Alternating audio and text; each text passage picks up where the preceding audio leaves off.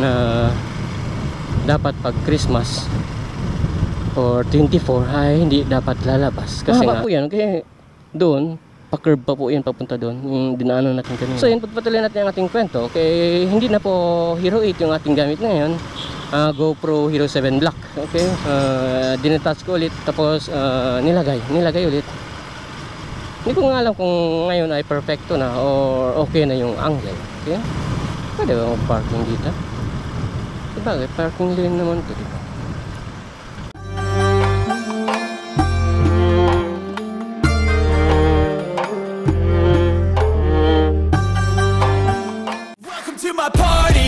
Getting started, a life is a dream or a nightmare scarring. Hand me a drink cause I think I'm going all in.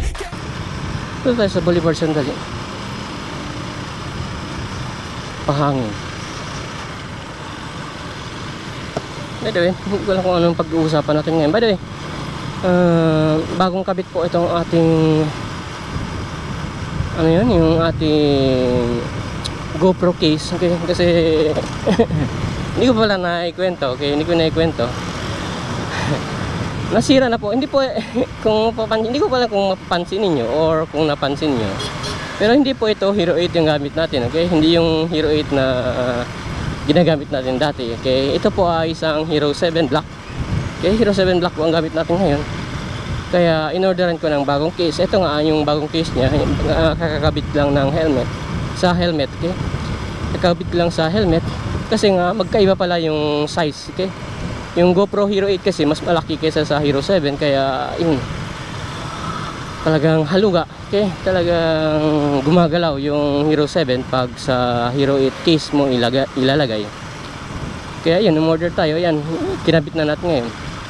Pagka-touch ko kahapon, akala ko parehas pa rin yung angle, yung pala medyo mataas nga, mas mataas yung Hero 7 na case.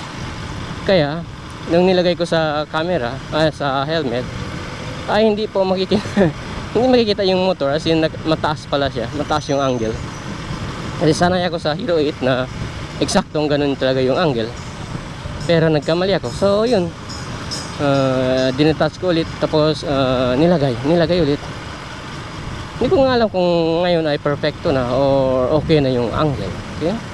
Kasi nga ay kumbaga ay parang test na rin to sa ating GoPro Hero case, kung tama yung ating angle or mali yung ating angle or whatever.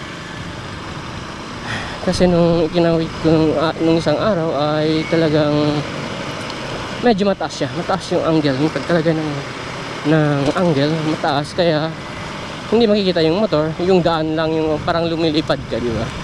Yun nga, yung sa isang topic na pinagsasabi ko or ikinuwento ko, yung kung bakit pangit yung video ko, kung bakit pangit ang motovlog videos mo, yun isa yun sa dahilan, yung angle nga ng camera. Kung minsan masyadong mababa, yung motor mo lang yung nakikita, kung minsan naman ay sobrang taas na para kang lumilipad lang. Para kang lumilipad lang sa ere, tapos yung nakikita ng audience mo parang yun nga, parang lumilipad ka. So which is pangit, okay? Kung motovlog talagang dapat POV, okay? POV, as in, anong tawag sa POV? Point of view, yung point of view. Okay, yung point of view nga, limbawa nakaride ka ng motor, makikita ng audience mo yung motor, tapos yung kumbaga mata nila ay yung camera mo. So basically, kung halimbawa yung ano purpose ng magmo-motovlog, di ba? Para ma-share mo sa audience kung ano yung feeling ng pagmo-motor. So makita nila, pang mararamdaman nila na sila yung nagmo-motor, di ba?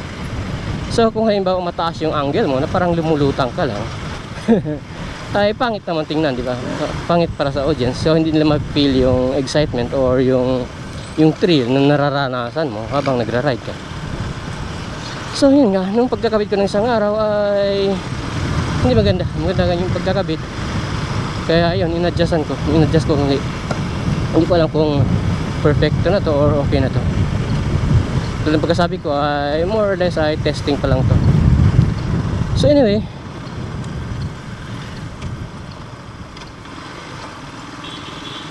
punta nga tayo sa Bolivar ngayon. So yun, pagpatuloy natin ang ating kwento. Okay, hindi na po Hero 8 yung ating gamit ngayon, GoPro Hero 7 Black. Okay, Salamat po sa ating bro na nagbenta sa atin ng napakamura. Okay, as in sobrang mura ang pagkabenta niya kasi sa marketplace.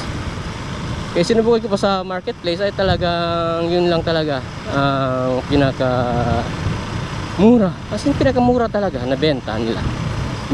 Sa marketplace, okay? Yung Hero 8 niya. Ay, Hero 7 niya. Kaya nag-take advantage na tayo, binili natin. Kasi nga ay kailangan natin sa ating content. So, yung ating GoPro Hero 6 ay doon pa rin naman. Okay? Which is yung GoPro Hero 6 natin ay talagang binenta rin ng napakamura. Okay? Binenta niya rin ng napakamura, which is hiniram natin dati. So, kailangan din natin yung sa ating backup cam, pati dito sa may front, yung front facing cam, di ba? Para maganda naman yung field of view ng ating content, di ba? Meron siyang front facing. Parang inaantok pa yung pulis kanina. Nakatingala lang siya.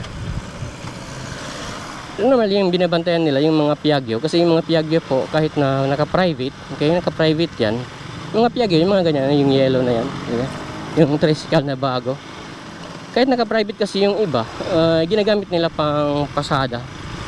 So yun, which is bawal nga. Binabawal yun ng LTO. Ayan, halimbawa yan. Yung walang franchise, ganyan yung itsura. Pero kung halimbawa may franchise yan, meron yan dapat nakapaskil sa likod na pangpasada nga. So yung iba, kahit na naka-private, ay ginagamit na nila pang pasada or whatever.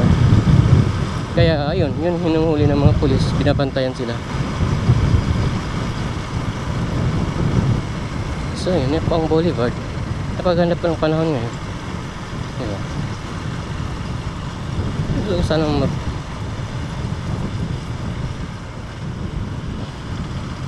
wala mo. Sandali lang. Doon tayo sa may banda doon. Pwede ba mag-parking dito? Sabagay, parking lane naman ito, diba? Bakit tayo dito? Sandali. Parking lane. Parking lane naman ito.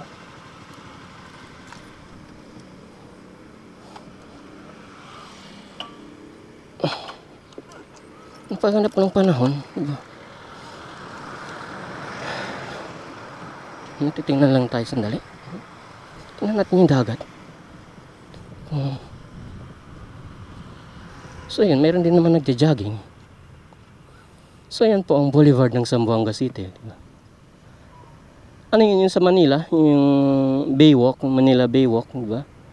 Dito po sa Zamboanga City, ito po yung Baywalk ng Zamboanga City, okay? Mahaba po yan, okay? Doon, pa-curve pa po yan papunta doon, yung dinaanan natin kanina, okay? Pero pag gabi po, napakaraming tao dito, okay? Maraming namamasyal, parang Manila Baywalk, no? Baywalk Manila. So anyway, may binta doon.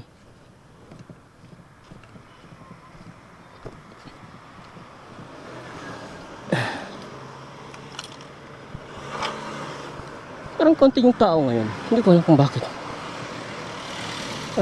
Okay. Sa bagay, magki-Christmas Eve pala mamaya. So yung mga tao, hindi ko alam kung pamanhin or whatever. Yung mga tao po ay nagpiprevent siguro ng accident or whatever, ganyan. Kumbaga para makaabot sila ng Christmas. Hindi ko alam. Hindi ko alam kasi konting-konti talaga yung tao. Birang-bira po ganito yung tao pag regular days. Kasi dito, hindi mo ito madaanan. Sobrang